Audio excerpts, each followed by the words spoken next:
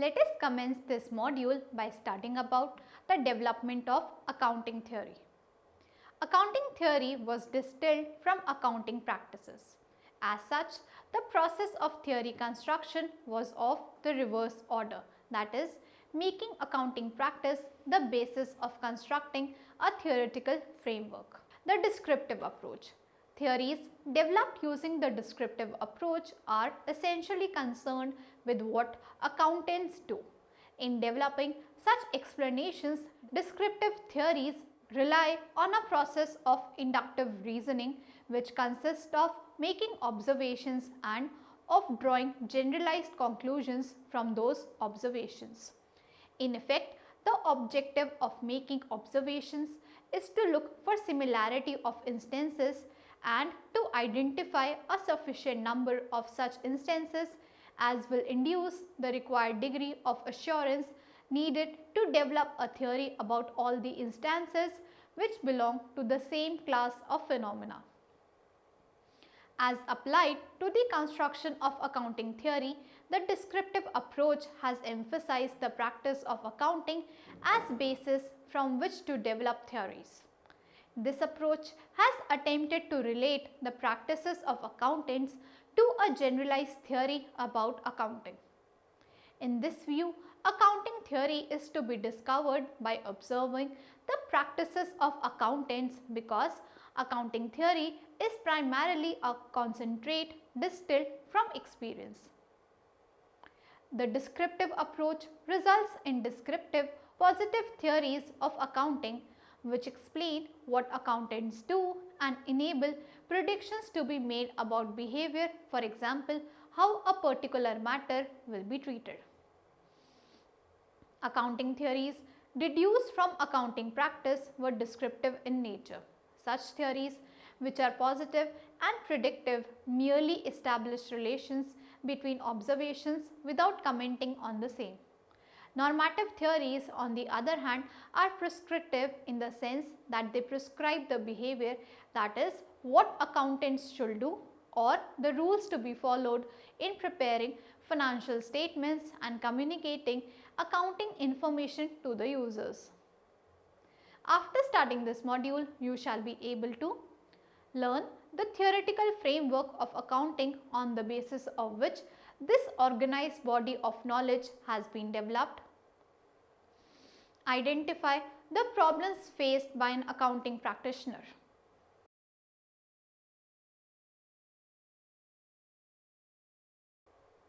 We shall now understand the methodology for the formulation of an accounting theory. Like in other disciplines, a methodology is required for the formulation of an accounting theory. The divergences of opinions, approaches and values between accounting practice and accounting research have led to the use of two methodologies, one descriptive and other normative.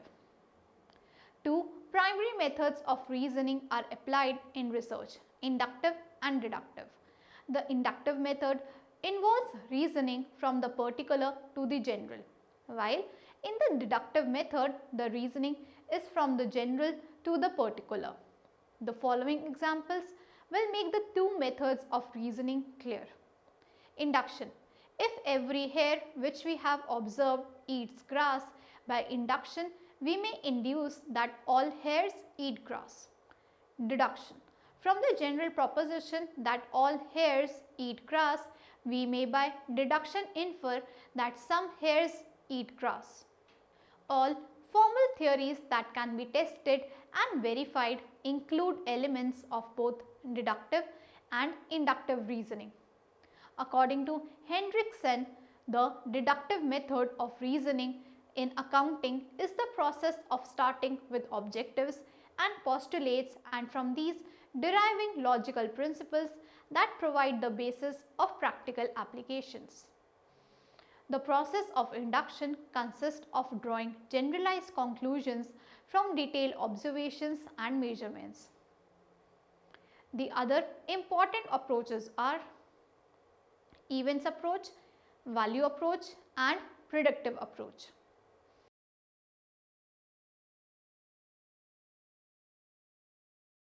Moving on to deductive and inductive approach. The terms deductive and inductive indicate the type of research methodology or reasoning used in formulating an accounting theory. The deductive approach first establishes the objectives of accounting and then derives the principles and procedures consistent with these objectives. The deductive approach begins with basic accounting objectives or propositions and proceeds to derive by logical means accounting principles that serve as guides and bases for the development of accounting techniques. The deductive approach includes the following steps: determining the objectives of financial reporting, selecting the postulates of accounting, developing a set of definitions, formulating principles of accounting or generalized statements of policy, applying the principles of accounting to specific situations, and last, establishing procedures, methods and rules. In deductive approach, all subsequent steps follow the objectives formulated. An important limitation of the deductive approach is that if any of the postulates and propositions is false, the conclusions may also be wrong.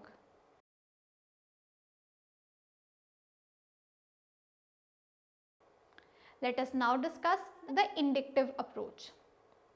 The inductive approach to accounting theory examines observations first and accounting practices and then derives principles and procedures from these observations. The approach emphasizes on drawing generalized conclusions and principles of accounting from detailed observations and measurements of financial information of business enterprises. The inductive approach includes the following steps. First, making observations and recording of all observations. Second, analysis and classification of these observations to determine recurring relationships, similarities and dissimilarities. Third, derivation and formulation of generalizations and principles of accounting from the recorded observations that reflect recurring relationships. Fourth, testing of generalizations and principles.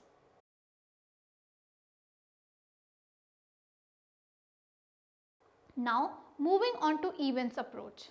An event is an occurrence, phenomena or transaction that is assumed to be observable. According to Johnson, an event is a feasible observation of specified characteristic of an action in regard to which a reporter could say, foresaw that and saw it happen myself. Thus, the characteristics of an event may be directly observed and are of economic significance to the user. The events approach in accounting theory implies that the purpose of accounting is to provide information about relevant economic events that might be useful in a variety of possible business models. It is up to the accountant to provide information about the events and leave to the user the task of fitting the events to their business models. It is up to the user to aggregate and assign weights and values to the data generated by the event in conformity with his or her own utility function. The user, rather than the accountant, transforms the event into accounting information suitable to the user's own individual decision model. The greatest limitation of the events approach at the present time will be that the users of accounting information may not be able to use it properly in their decision making. Many users are not able to interpret fully even traditional financial statements. The attempt to measure the relevant characteristics of all crucial events affecting a firm may result in information overload. Besides, the criterion for selecting what information should be presented has not been developed. It is not yet certain that the events approach will lead to better predictions or that measurement of events is more verifiable than measurement of objects.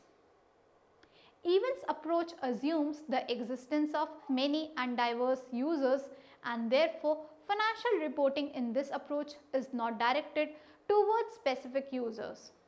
It also assumes that the user should be able to select the desired information from a broader list and also to decide the amount of aggregation.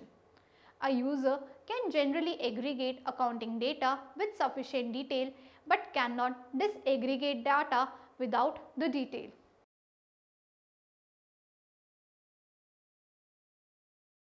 Now, let us understand the value approach.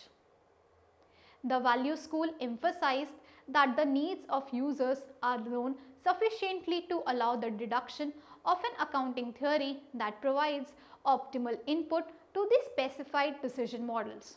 However, it is accepted that input values cannot be optimal for all users and users.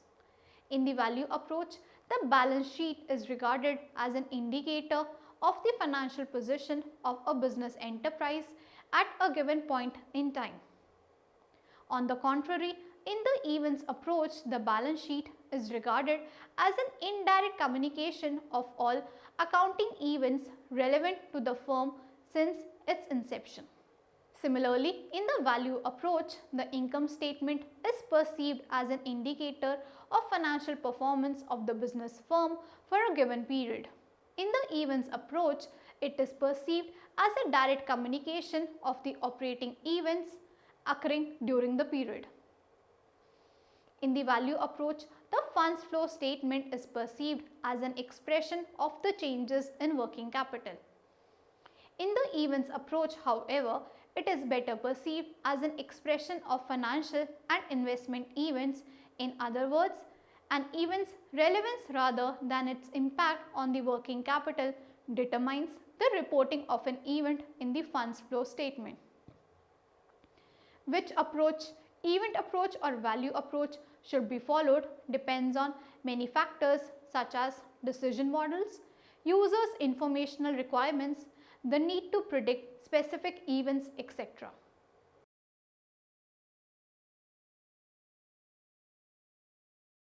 Let us now discuss the predictive approach. The concept statement number 1 of FASB states that the objective of financial reporting should be to provide information that is useful to present and potential investors, creditors and other users in making rational decisions. Similarly, the concept statement number 2 of FASB, of FASB mentions that predictive value is an ingredient of relevance, a primary quality of financial reporting. If accounting data are to be relevant for the making of decisions by investors, they must provide input into the decision models of the investors.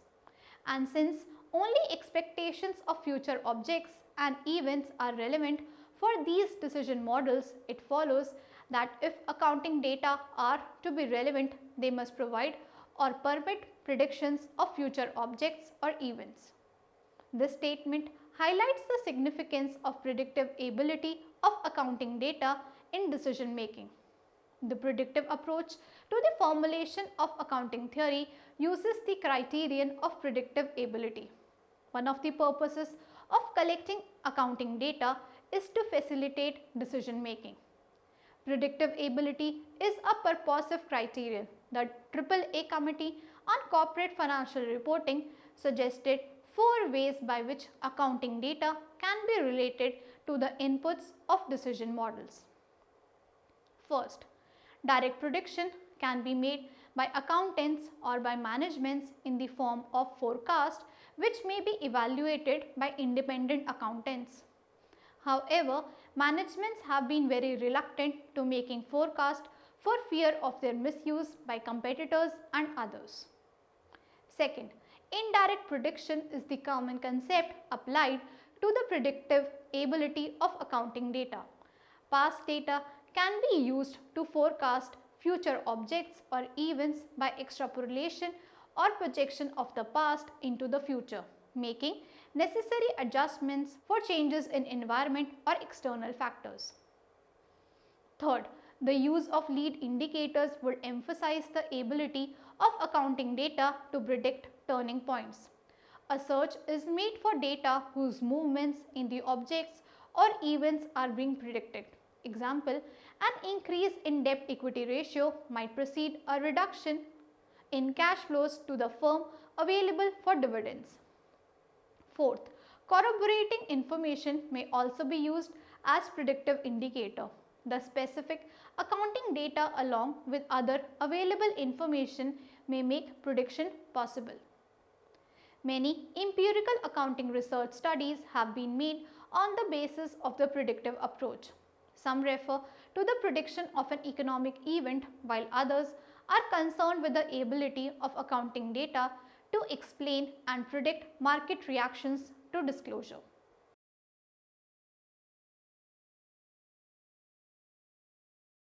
Let us now recapitulate what we have learned so far.